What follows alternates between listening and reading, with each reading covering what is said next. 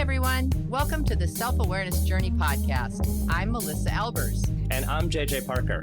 This podcast is for seekers, seekers of happiness and joy, seekers of a centered approach to success in life, seekers of their true, authentic selves.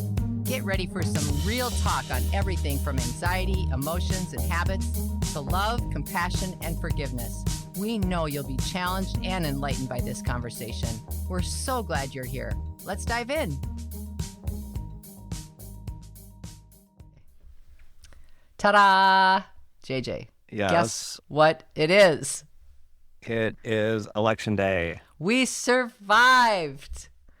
Oh my gosh, we survived the days leading up to the election. Had you asked me about this a week ago, I would have said, I don't know if we're going to make it.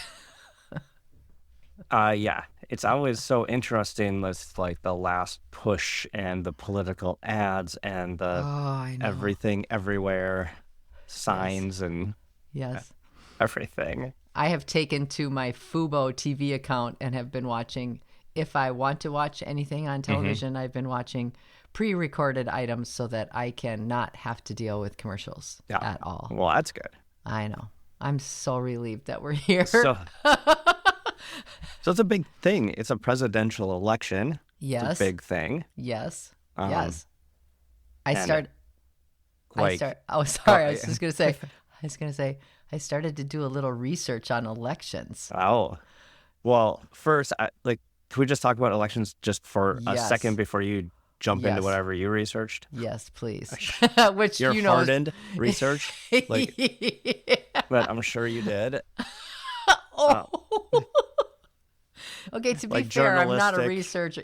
Level dissertation that you prepared for us? Many bullet points. All I have to say, many bullet points. Lots of indents. I'm well over on the right-hand side of the page, and I don't know what to do now. Well, I just wanted to ask you about voting because, like, one of the things I like to think about, and I don't know why this maybe makes me weird, is like, what are the things about our culture that we assume are true just because we were raised here? We just don't even think about it. Like to me, the right to vote is, that's an American right. That's like a fundamental thing about our country. Right. And if you ask our kids, they would see that, like, of course, like, everyone gets to vote. But everyone getting to vote is actually a fairly, relatively recent event. Right. Like, not everyone used to get to vote.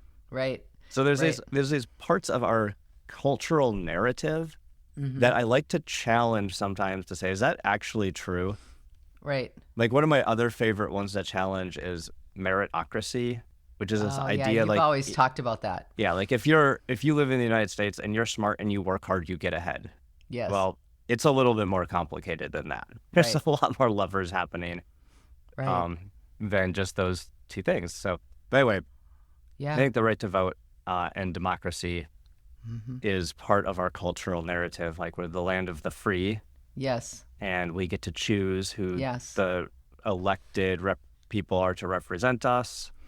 We have so many things that we take for granted. There are so many things here that we take for granted. And I don't even mean it in a preachy way. I mean just legitimately, like, we can go to a convenience store and buy food. We can get gas almost any place we want. Even if you hardly have any money, you can figure out a way to get stuff. And, there's just so many. We can go to school. We can send our children to school. We can not worry about so many freedoms that we have. And we're so incredibly lucky. We have no idea. We have no idea. And it is hard, even for me at 57, without turning it into a political thing. If you just talk about it from a heart and soul thing, it's like we are so incredibly lucky to live in this country. Yeah, so this is one of the things what I think is interesting, because as you're talking, I did this quick Google search, so it might be wrong. But this idea that of democracy, what percentage of how many countries in the world do you think Oh, are democratic? There's 192 countries in the world. How many of I them are democratic? I would say The 30. democracy set up. Yeah, I would say 30%. 120 of the 192. Are democratic societies? Uh-huh. Which constitutes almost 60% of the world population. Really? Yeah. So that's where I actually That's like to interesting. challenge that a little bit, this idea that we are the unique ones. Turns out at this point Oh. in world history, we might not be as unique as we think. Wow. Well, right. Okay, maybe in those core opportunities and beliefs, but we are certainly unique in terms of how much money we have. How much That's for sure. Yeah, how much opportunity exists. Yeah. Even in a democratic society, you still have to have opportunities. Things have to exist for you to be able and to exercise your rights. That's a pretty crude stat anyway, because even if you this little article actually breaks it down to like how many countries are fully democratic, and then they list flawed democracies Oh, really? and then hybrid regimes. Oh, okay. So it might get a little more nuanced than democracy or not. Oh, Well, man. so but this idea that, and I think this is a really, again, maybe a pretty American point of view is like, we are independent. We get to do what we want. No one gets to tell us what we can and cannot do. Right. And we're trying to represent that in the way we govern ourselves. Right. And that phrase, no one gets to tell us what to do. We have taken advantage of that phrase greatly, because along with that comes personal responsibility, and that has slid down the hill just a little bit. Like the snowballs in cartoons, rolling down the hills, getting bigger and bigger. So I've got a 19-year-old. This is his first presidential election. So it's been fun to just kind of be like, hey, Ethan, dude, okay, it's just like this is the big time, like, make your voice heard, like, and the kids will say like, well, it's just one vote, like, why does it matter? It's just one vote. But it's you can't have that thinking, right? Because every vote counts. I remember when our son was voting for the very first time. He was in college, and he was up in northern Minnesota. So he went and got his voter registration up there so he could vote up there. But then when he came back here, he saw his voter registration card from living here. So he thought, oh, this must not have been right, what I did. I'll go vote here. So he voted twice because he didn't know. He double voted? Oh, yeah. No. He got it. Yes, He got a notice. He got a notice. He was contacted. Oh, really? Saying, yes. Holy cow. Absolutely. And he was terrified because he wasn't doing anything on purpose. He just didn't know, And there's just a lot. Well, I like the pride. I like the pride that happens around voting. Yeah. Right. It's like, even though the politics are real, kind of dividing. Squirrely. Right Let's now, say squirrely for the sake of our conversation. We're trying to be very politically correct today. But it is an event where a good portion of our population goes and does one thing together. Right. They exactly. vote. Right. Exactly. So I thought it would be kind of fun to look at some election fun facts. Oh, this is your hardened research. Yeah. This is my hardened research. Fun facts for children. No, fun facts for grown-ups. Whether you're Republican or Democratic, whether your voice is hoarse from shouting at people on the opposite side, All right. whether you've been hiding in your closet because you can't take it another moment, here are some very fun election facts. Okay, let's go. And they're not really tied to just elections. They're really tied towards, our whole history of election and who we elected. All right. The number one, and I don't know if this is fun or not, but this one is the United States is ranked 139th out of 172 countries in voter participation. That doesn't seem good. That's not very fun, but that's an interesting fact, right? So other countries are maybe their citizens are more motivated to go vote than ours. Is Might be what I'm kind of hearing. Smaller too. I wondered about that. I think like when it's smaller, it's easier to control a population or percentage wise. Yeah. Okay, here's an interesting one. Jimmy Carter was the first president born in a hospital. That's a weird fact. I know. This is what I mean. This is like a weird ass list, but it's a fun one anyway. You know what? I saw something about Jimmy Carter. They're crazy. In his campaign, so if you're a politician, you're out campaigning, you're shaking hands, kissing babies, giving brochures out, right? Whatever. You're just trying to. He had candy, like gum, cigarettes that said "Vote for Jimmy Carter." No way. And he would hand out like these bubble gum cigarettes to kids. Could you imagine? I mean, it's like that's a whole different universe than where we're at right now. You could not give a kid a candy cigarette as a campaign. Don't you remember how giveaway? fun those were? And you'd put them in your mouth and pretend like you were smoking when you were like 6. Oh yeah, those hard ones are like chalk. Oh, they're terrible. Well, this is an interesting fact about Jimmy Carter. I went fly fishing in Georgia and stayed in the house that Jimmy did. With the same family. Yes. And the family was the most kind. And they talk like this. I'll tell you, they were really Southern. And they were so fun and so kind. And they talked about how their entire house was turned upside down with Secret Service people so that Jimmy could fly fish. He was a huge angler. Oh, just so he could fly fish. Funny. Yeah, and they came and stayed at the house. They ate meals all together, and which is what this woman does. She has a really unique way of hosting, and she's just the kindest person, and she had nothing but good things to say. And she said they stayed in touch afterwards. Wow.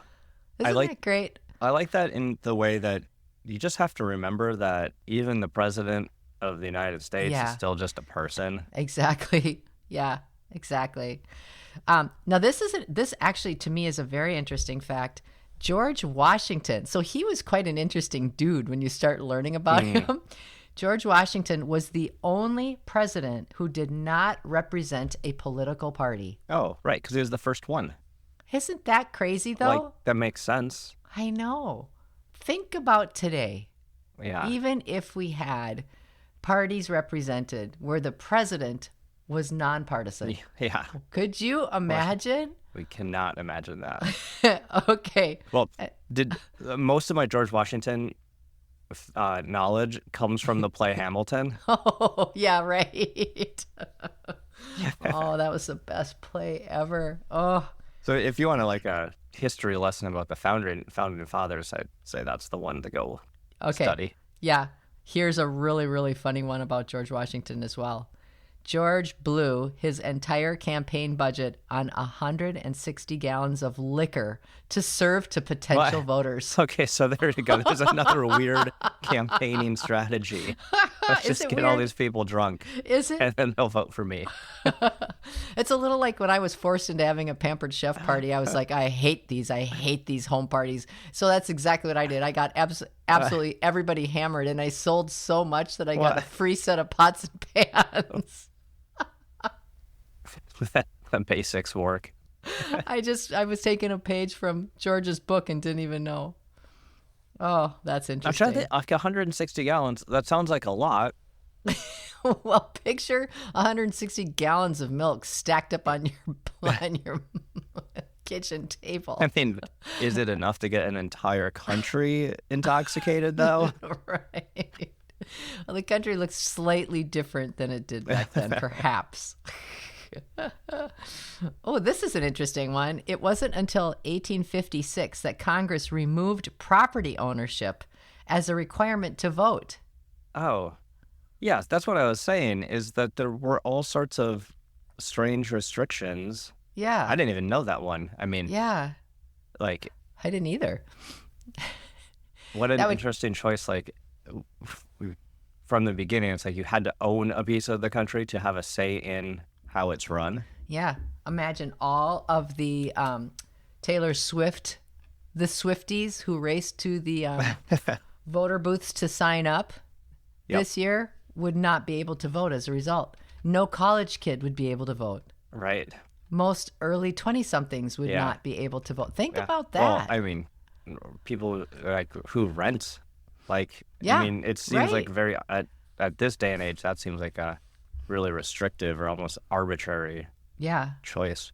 yeah. So let's see. In 1845, Congress decided that voting day would be the first Tuesday after the first Monday in November, which was after the fall harvest and before winter conditions got too difficult to travel. So it was chosen because of weather Yeah, and because of farming. I never thought about why November would be the Yeah. time frame. Yeah, Yeah, because exactly. it's kind of a weird time frame, right? Like it's, Yeah. huh. Well, the thing that it's also hard for us to appreciate is back in the day, it was actually hard to go vote. You had to go put Yeah. effort into go doing it. Now I just like wander down to like Yeah, a your place like nearest. 3 blocks from my house and Right. it takes 2 seconds. But Right. then it would have been a big effort. It's kind of amazing, actually, how much we've made it easy for people to be able to cast their vote now that you're saying that. You know, I mean, I know that's become a huge political problem. Like that's been one of the markers that people have been now using as arguments regarding the elections. But it is amazing if you do think about it from the perspective of where it was to now. That is interesting. There's even today, like with, we do like electronic voting, right? Where you just like, Yeah. you take the thing and you Yeah. put the bubbles in, and it goes into a Yeah. machine. But even when you walk up, you know, it's just like person standing there. Here's a list. What's your name? Okay, got it. Here you go. Yeah. You know, Yeah. sometimes I Convenient. expect there should be like more verification of who you are, but they're just like, what's your address? Yeah. Okay, got it. Yeah. And then you just Like a go. blood test. Yeah. Like, Could you please give us this urine sample? We want to make sure you're who you say you are. but Ethan's got to do absentee vote because Oh, he's sure. out of state right Yeah. now. Right, And right, so, right. Right. But yeah, they've Good, made good, it really good man. easy. He's not trying to vote twice. Good No. man. Don't do that, Ethan. Don't do it. Okay. Cartoonist Thomas Nash is credited with creating both the Republican and Democratic symbols, the elephant and the donkey, respectively, when he lampooned the political parties in a cartoon in Harper's Weekly magazine in 1874. So the donkey and the elephant have been those symbols since 1874.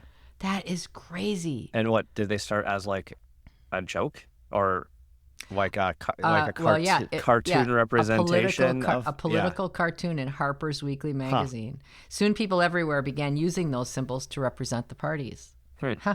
Boy, those grew legs. How'd you like to be that artist? I mean, he's better than Andy Warhol.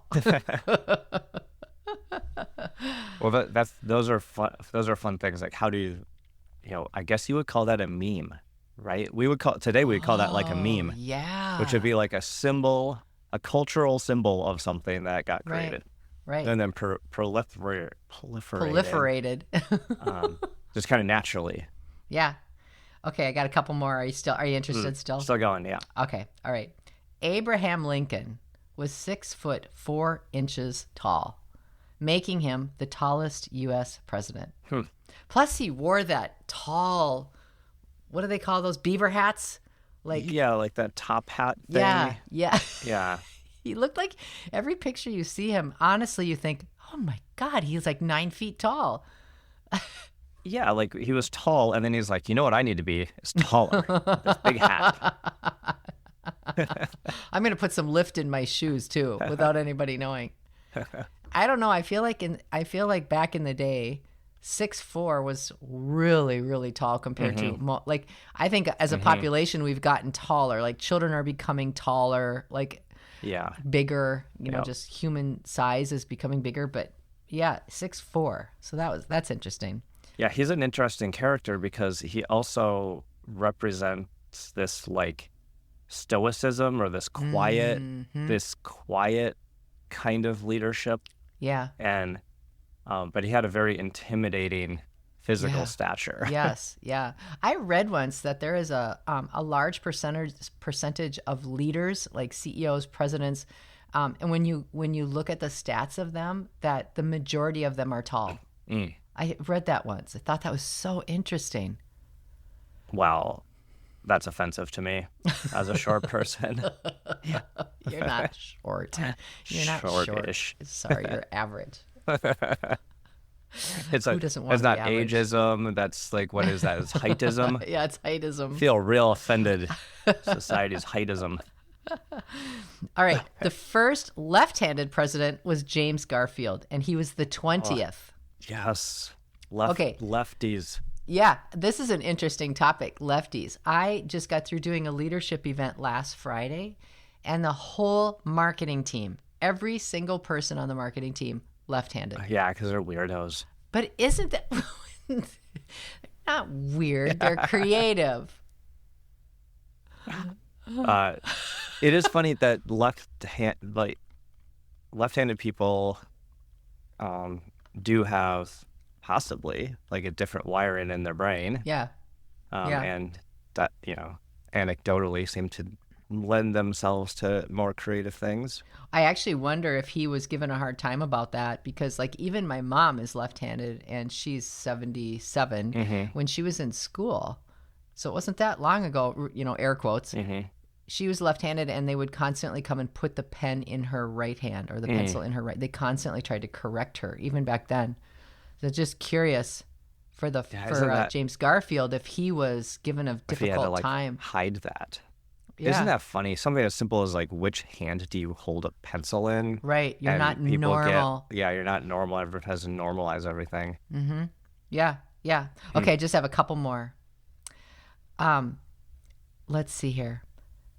The only president who studied to become a medical doctor was William Henry Harrison, the 9th president. I'm so sorry. I've never even heard of President Harrison. I was just going to say that. Now we're really testing my knowledge of the presidents, because I same with you. I was like, Harrison. But I could not tell you a single thing that he did. I know, me either. Yeah, well, he fixed broken limbs maybe on the side. Maybe. Okay, I have two more. The White House's first website went online in October of 1994 during President Bill Clinton's administration. That seems late. I agree. Is but it? Maybe not. You're the tech guy. I know. That's probably right. I mean, websites were invented before that. Like, I think I maybe made my first website like in the early 90s. But it'd been real. Like that was pretty cutting edge. Yeah. Because, I mean, I remember in the early mid-'80s was when code was being written. Like, that's when it was first. I remember that. Yeah, I'm just thinking, like, did they have a problem getting whitehouse.gov, or does someone, like, squatting on it and they had to buy it for, like, $10 million? They had to buy it from GoDaddy. Shoot, that was a missed opportunity in my youth. That is absolutely true. Okay, here's my favorite. I saved the best for last. Okay. The 18th president of the United States, who was Ulysses S. Grant, was given a $20 speeding ticket for riding his horse and buggy too fast down a street in Washington, D.C. What? It had never occurred to me that there were speed limits for horses and buggies. I just thought like there was going to be a maximum speed of not that fast with a horse and buggy. Yeah, it'd be more of a noise reduction problem to me. Like, come, slow that horse down. I can't hear myself think. $20. That was a ton of money. Well, that would have been a lot. Right? That is a significant ticket. And here's what I want to know. What were they driving that they could catch up? Yeah, right.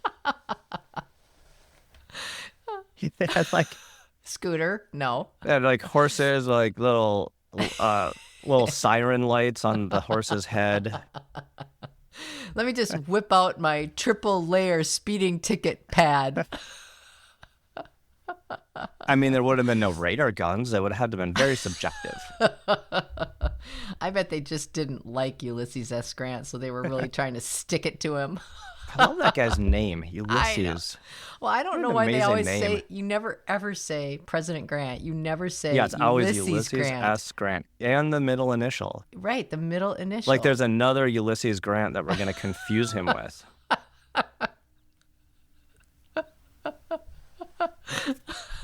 Well, that's fun. What a fun little list. See, I just thought it would give everybody a little levity because, people are going home from the voter booth, probably sighing a deep sigh of relief, or now we're all going to sit and be stressed out for the next however long until we know what's what. We've got our little red I voted stickers on. I'm going to wear it on my If forehead. you haven't gone and voted and it's still Tuesday and you're listening to this, go vote right now. Please do.